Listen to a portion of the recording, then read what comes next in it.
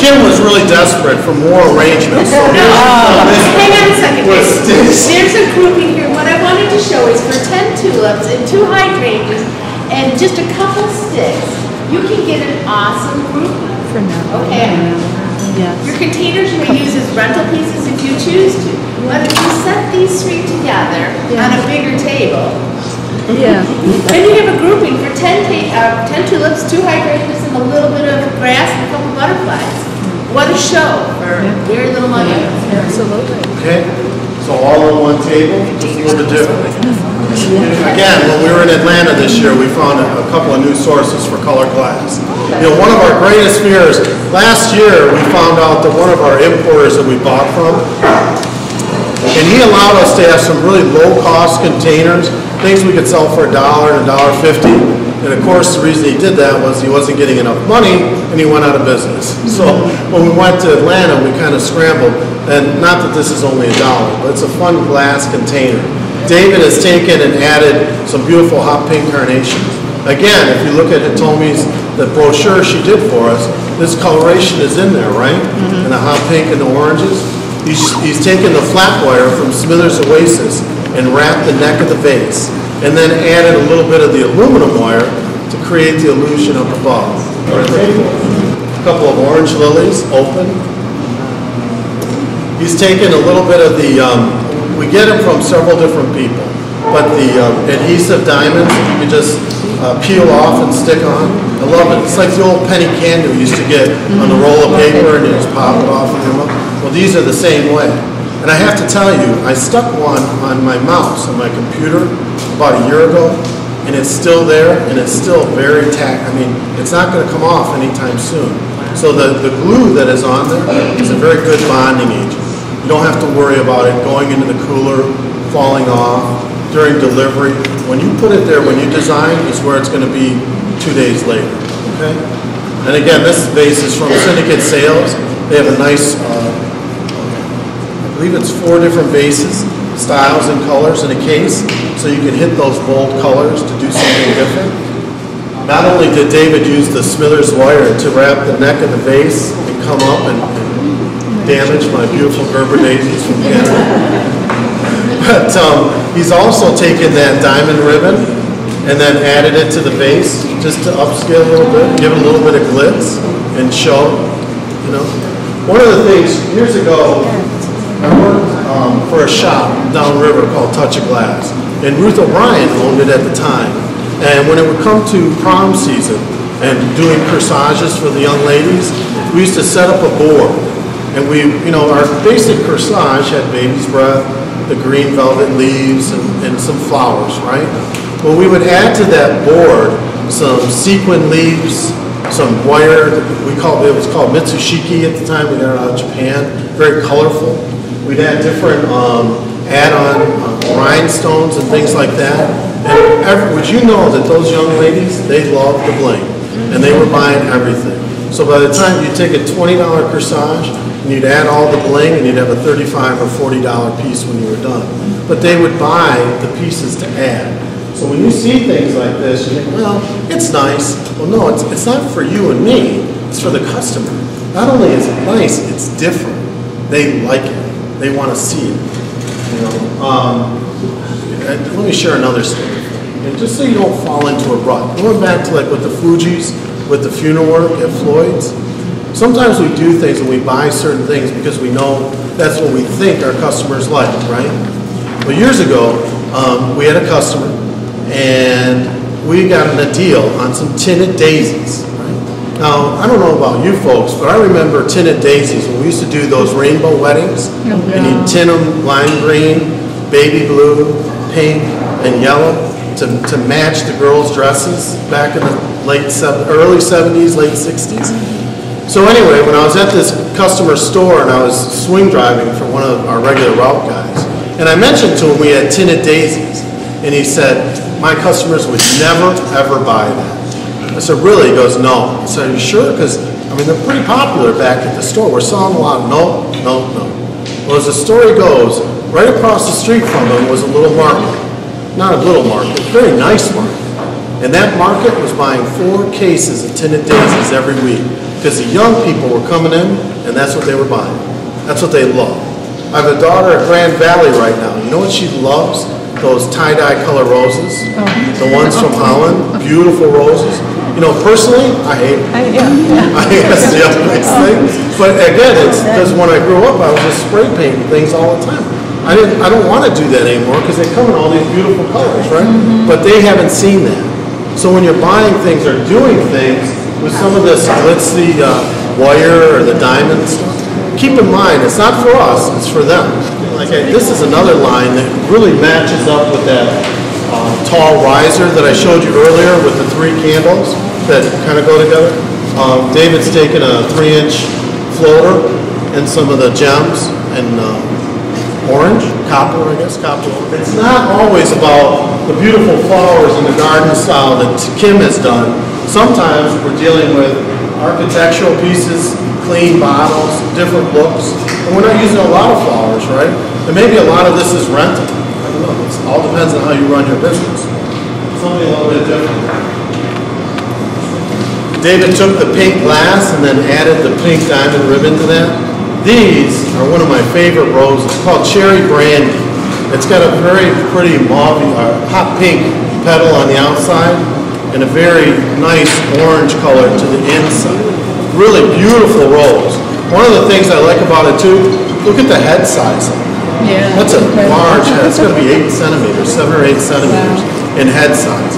And they open up pretty quick, about a day or so, and they're wide open. Beautiful rose, especially if you're trying to get that two-tone. Here is the that diamond ribbon. Now, you can get it and cut it to length if you want. I'm kind of lazy, so I like to buy the number 3 or the 100 ribbon. And it's in the ribbon aisle in several different colors. You know, again, not all of our brides have a lot of budget, right? Maybe you take 3 or 4 of these and put them on a table. He's taken the flower floater, put it in the center, and then added the cherry brandy rose. And then the beading that is in the center is the jumbo beaded wire from Smithers Oasis. Look at that part. And it's hanging, it has enough weight that if you just attach it to the rose, it's going to hang down to the bottom of the vase. So it's very easy to work with. But we have that in several different colors as well. Now David's taken not only the big beaded wire, but the smaller beaded wire from Smithers Oasis and added it to some glass balls. Just like a millimeter ball. They come in a tube, several different colors we have available. And just added that, something architectural set on the table to add to the look. And that would set on top of that. Again, a nice number 4. This is a wire sheer ribbon that David's added. If I'm talking to somebody about carnations and they say, you know, and I know that they're going to say, oh, I don't want to use any carnations, I bring it out first. Like with my students. I'll bring it out. I said, isn't this beautiful? Like, yeah. I go, it's a really pretty orange carnation, right? Or sherbet. And then they love it. Now, if I told them ahead of time we're going to do carnations next week in class, nobody would show up. You know, I'll say, oh, I don't want to do carnations. But if I don't tell them and I just show them the beautiful colors, that beautiful hot pink, the orange, the green, oh, they love it. Purple. They did a couple of small pieces like again, using some of those different bases. It's got that chrome finish on the top. It's got that beautiful sphere in the middle. On the one, coming from the clear end up, it's open. So David's actually used it upside down. Does that make sense to everybody? Because I don't want to have to pick that up. So the one to the your far left, my far right, he's taken some orange wax tissue and just jammed, or is it tissue? It's the chair ties. Oh, the tie. Chair ties. Yeah, chair ties. And stuffed one into the center ball there to bring some color into the middle of the arrangement. Because without it, I think it is a little, you know, monotone. It's not enough color line of crystal vases now that we brought in. This is genuine crystal for Mother's Day. But David's done a hand-tied bouquet with the cherry brandy roses and a little bear grass and set it in there for a very nice table center. David has taken this, that small version of the tall vase. He has stuffed it with one of the wire collars from Smithers Oasis. and then done the design right out of the loose base on the top. Okay? And then in the center, you stuff that with the gems, the clear acrylic gems in the middle.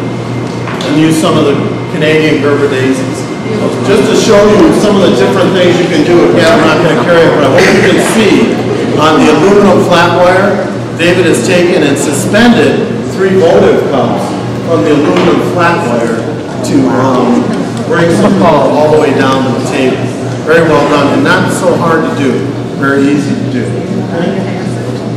The Baroni is wonderful, but we all know Baroni is only available for a short time. Right? It's about right now, and it ends about Mother's Day. A beautiful peacock vase. I think for an elegant upscale garden wedding, Kim has finished off using a little bit of Springer Rye, a little bit of the Italian ruscus. Just a gorgeous vase. I mean, we have containers for every style and look you want. So take a look around and maybe put 1 or 2 in your store.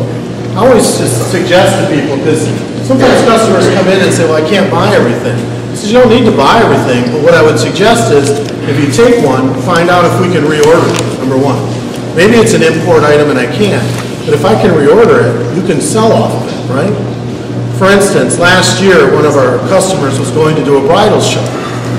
And he said, well, I'm trying to decide what I'm going to show that's going to be different from everybody else at that bridal show.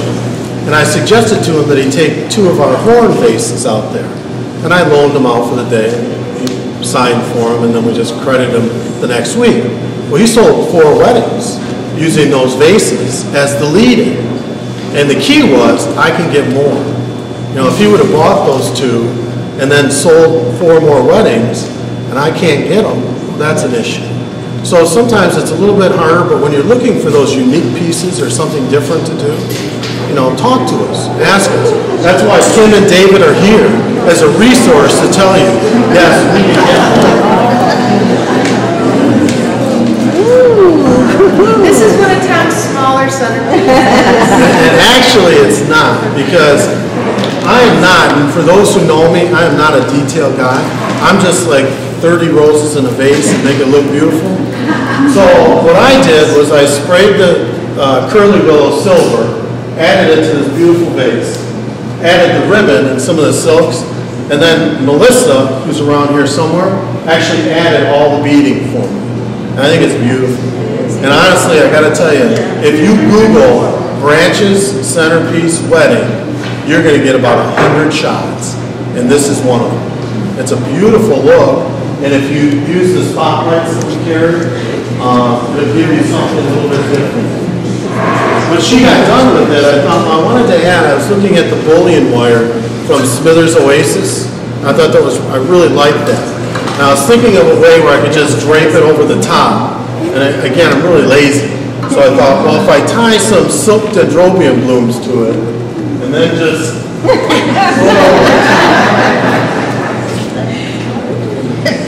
He doesn't do that in front of the bride, though.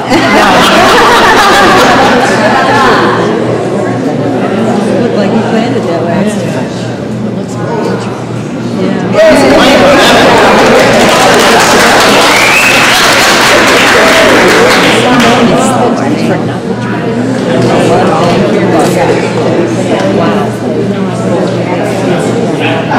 So it was that easy. I didn't even make it myself. Melissa, who is now standing in the corner, raise your hand, Melissa. So if anybody wants to know how to make it, check with Melissa, because all I did was pick out the stuff, and she made it. And then if you wanted to as well, this is a battery-operated chain of glass flowers. I think it's really beautiful.